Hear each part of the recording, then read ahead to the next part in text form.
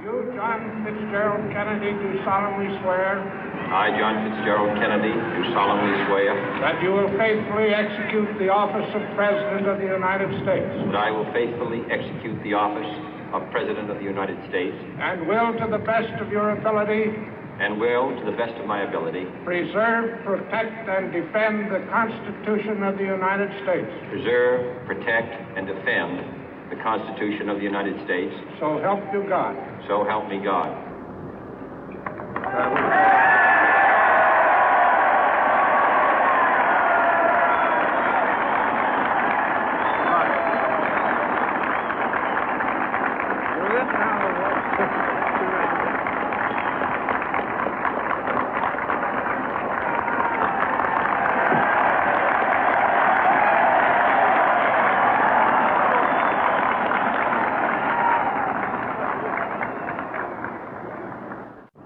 Vice President Johnson, Mr. Speaker, Mr. Chief Justice, President Eisenhower, Vice President Nixon, President Truman, Reverend clergy, fellow citizens.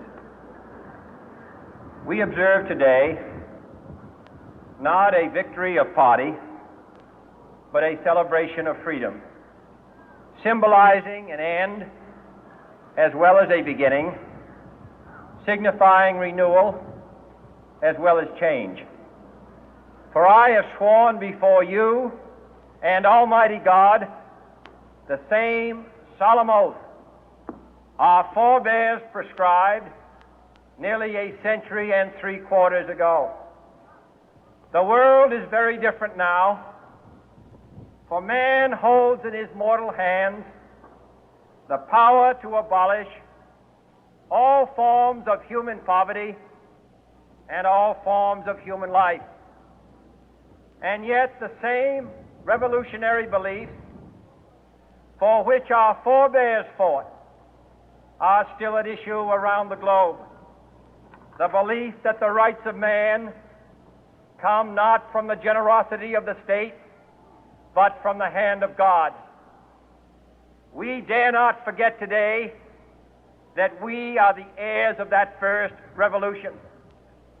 Let the word go forth from this time and place to friend and foe alike that the torch has been passed to a new generation of Americans born in this century, tempered by war, disciplined by a hard and bitter peace, proud of our ancient heritage, and unwilling to witness or permit the slow undoing of those human rights to which this nation has always been committed and to which we are committed today at home and around the world.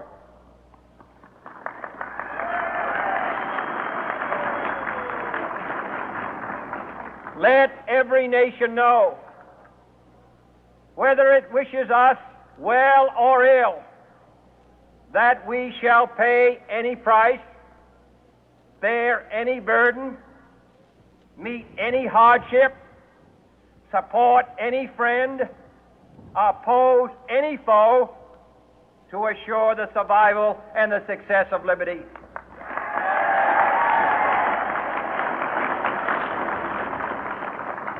This much we pledge and more.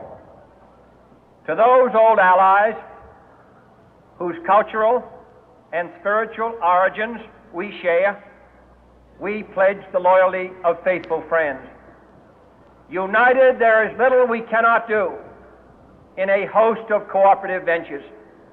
Divided, there is little we can do, for we dare not meet a powerful challenge at odds and split asunder.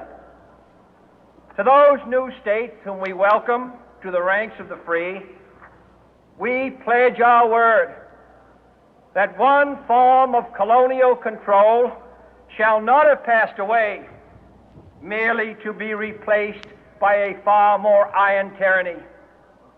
We shall not always expect to find them supporting our view, but we shall always hope to find them strongly supporting their own freedom, and to remember that in the past, those who foolishly sought power by riding the back of the tiger ended up inside.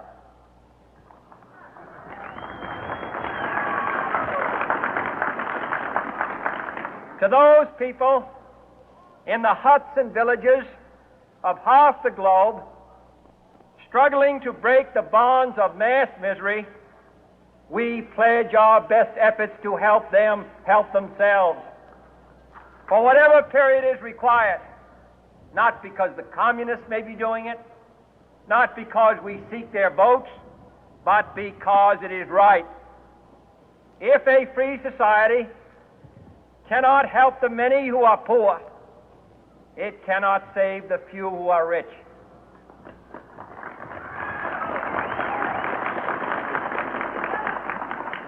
To our sister republics south of our border, we offer a special pledge to convert our good words into good deeds, in a new alliance for progress, to assist free men and free governments in casting off the chains of poverty.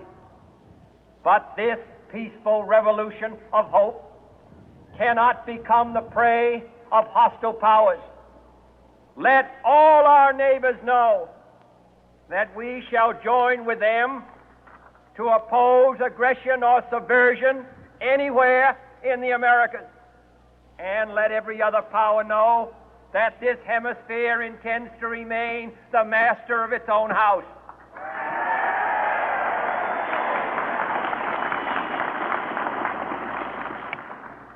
To that World Assembly of Sovereign States, the United Nations, our last best hope, in an age where the instruments of war have far outpaced the instruments of peace, we renew our pledge of support to prevent it from becoming merely a forum for invective, to strengthen its shield of the new and the weak, and to enlarge the area in which its writ may run.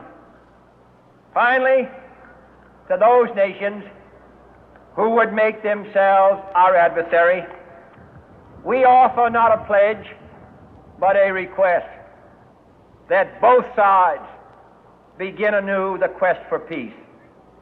Before the dark powers of destruction, unleashed by science, engulf all humanity in planned or accidental self-destruction, we dare not tempt them with weakness, for only when our arms are sufficient beyond doubt can we be certain beyond doubt that they will never be employed.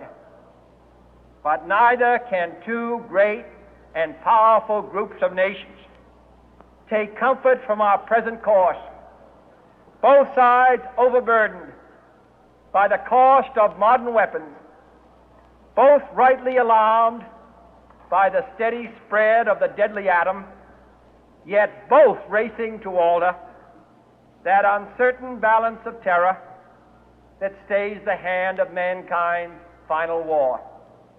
So let us begin anew, remembering on both sides that civility is not a sign of weakness, and sincerity is always subject to proof. Let us never negotiate out of fear, but let us never fear to negotiate.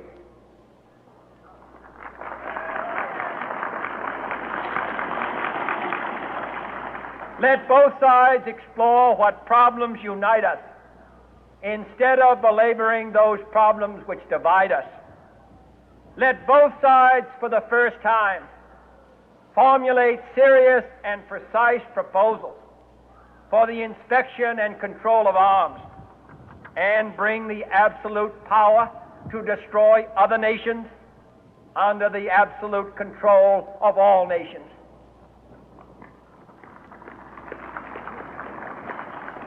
Let both sides seek to invoke the wonders of science instead of its terrors. Together, let us explore the stars, conquer the deserts, eradicate disease, tap the ocean depth, and encourage the arts and commerce. Let both sides unite to heed in all corners of the earth the command of Isaiah to undo the heavy burden and let the oppressed go free. And if a beachhead of cooperation may push back the jungle of suspicion, let both sides join in creating a new endeavor, not a new balance of power, but a new world of law, where the strong are just and the weak secure and the peace preserved. All this will not be finished in the first 100 days, nor will it be finished in the first 1,000 days, nor in the life of this administration, nor even perhaps in our lifetime on this planet. But let us begin.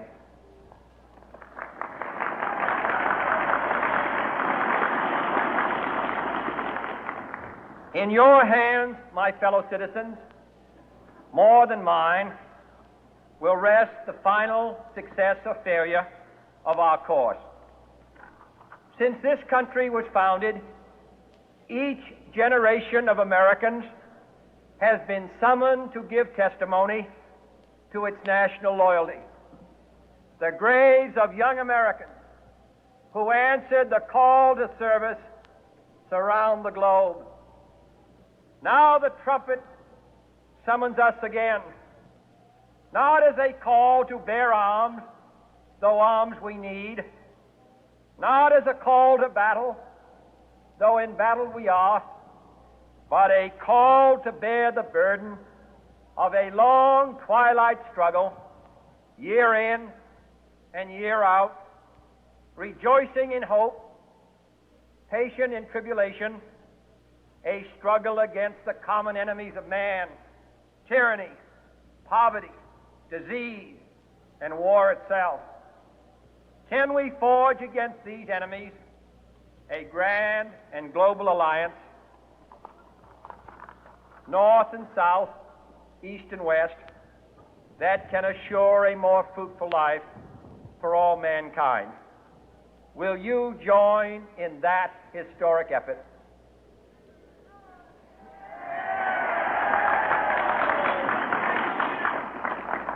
In the long history of the world, only a few generations have been granted the role of defending freedom in its hour of maximum danger.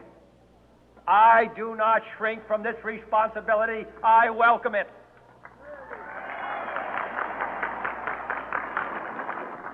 I do not believe that any of us would exchange places with any other people or any other generation.